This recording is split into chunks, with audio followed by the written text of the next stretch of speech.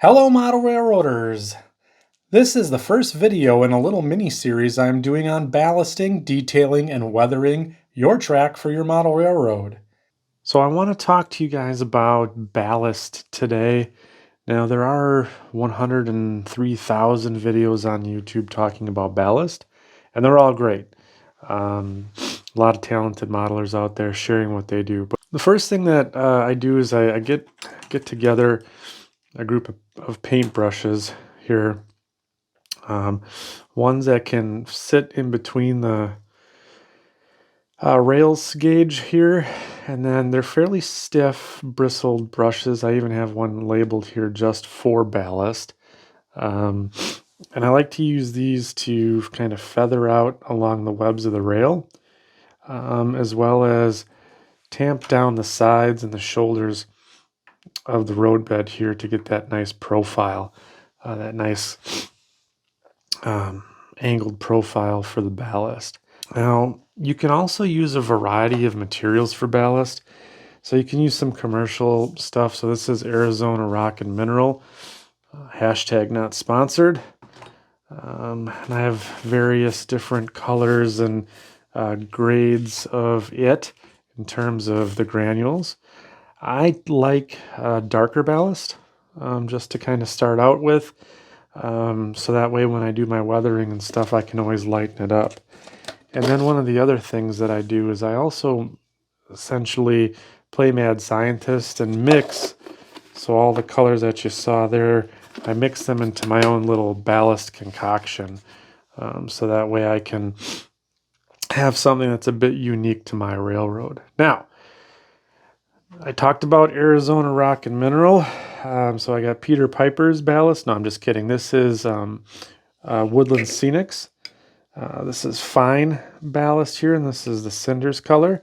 I do like this a lot because it was free and left over from my old model railroad when I was working on stuff with my dad in the 90s. But here's the other, this is the medium grade. You can see it's a little more coarse than the fine that I have. But like I said, one of the things that I learned along the way on this is that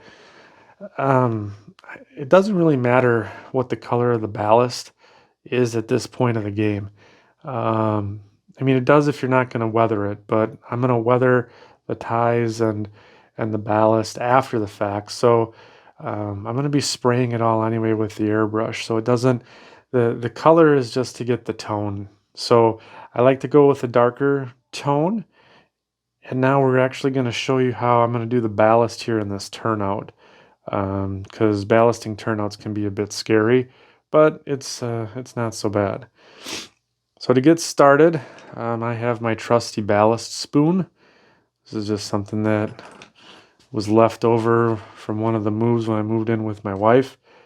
And then the other things that I like to use with the ballast is I use wet water and not alcohol. I don't know, it's just my preference. So wet water is just regular tap water with some sort of detergent in it, like dish soap, just to break up the surface tension. And then I use matte medium.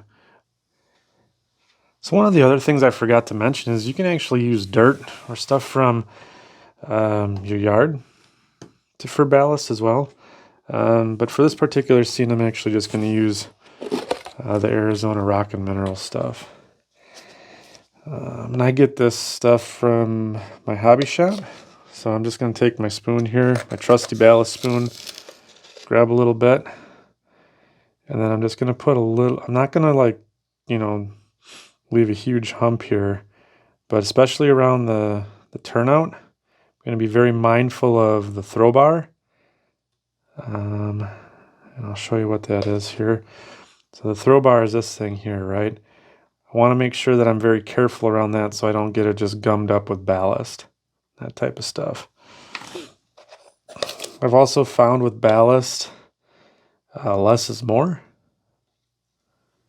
So you can see I'm just adding a bit here in the middle. And then I'll have a bit here on the shoulders as well.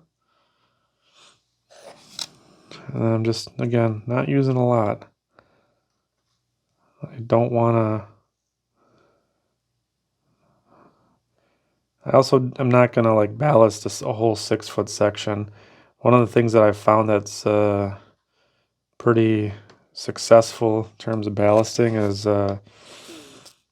you know, just do maybe like a foot, 8 inches, and start there and get that the way you want it. So I'm just gonna work this turnout, and then we'll stop there. And you can see like down here I really put too much ballast down, but we'll work on that. We'll get it moved and shuffled about. And what I like to do is just kind of spread it out with the brush.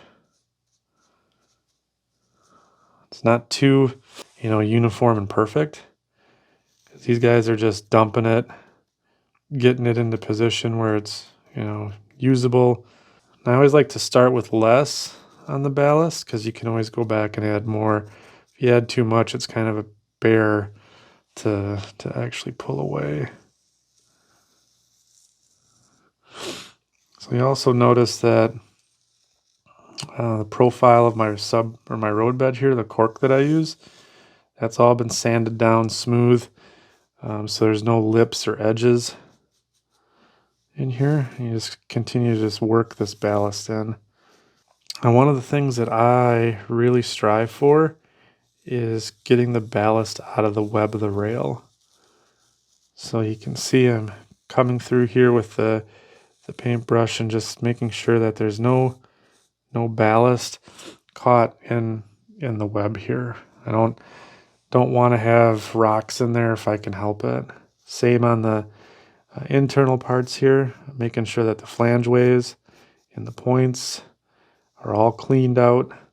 So that way when my trains go over, we're not getting derailed on any type of ballast that's in here. Just come in here and clean this out. So yeah, so then basically what you do is you just kind of take your time and spread out all the ballast.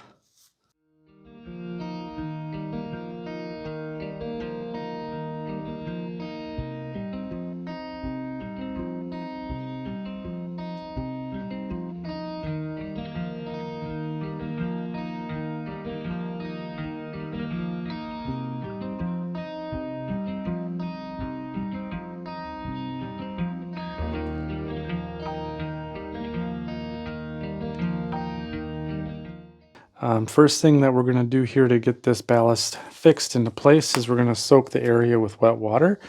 So again, this is the patented formula of water with a drop or two of dish soap in it. Nothing exciting there. And then the spray bottle is actually from Target in the travel section. Really like these spray bottles. They're $1 a piece. They got a really fine mist, and they don't displace the ballast when you go and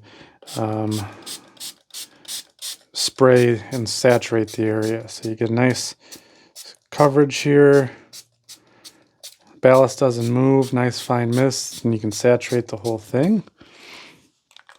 Now that we got the area wet, come in with our 50-50 matte medium mix, and then we'll go ahead and start fixing the ballast into place. Let's see here, the ballast, or the because we sprayed the wet water on there, it just wicks the glue, or the matte medium in this case, just wicks right in. It's almost like magic.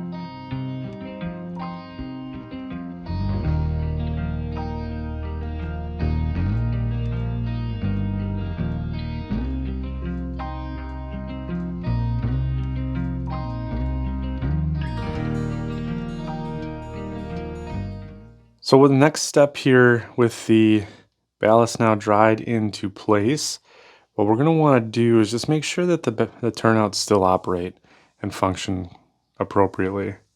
So what we'll do is we'll go over to the control panel here that we have, and I'll just go ahead and flip some of these switches and see if they work as intended.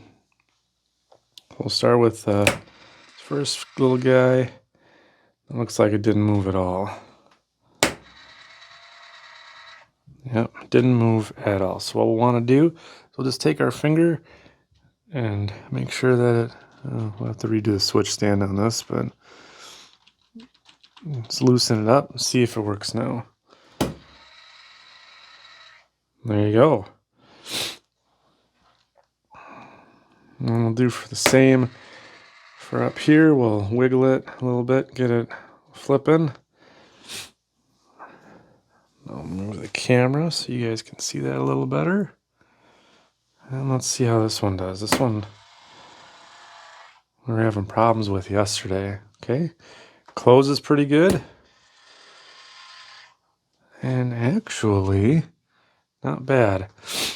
So there's a little bit of something in here that's kind of precluding it from coming tight. So I'm just going to take a pick.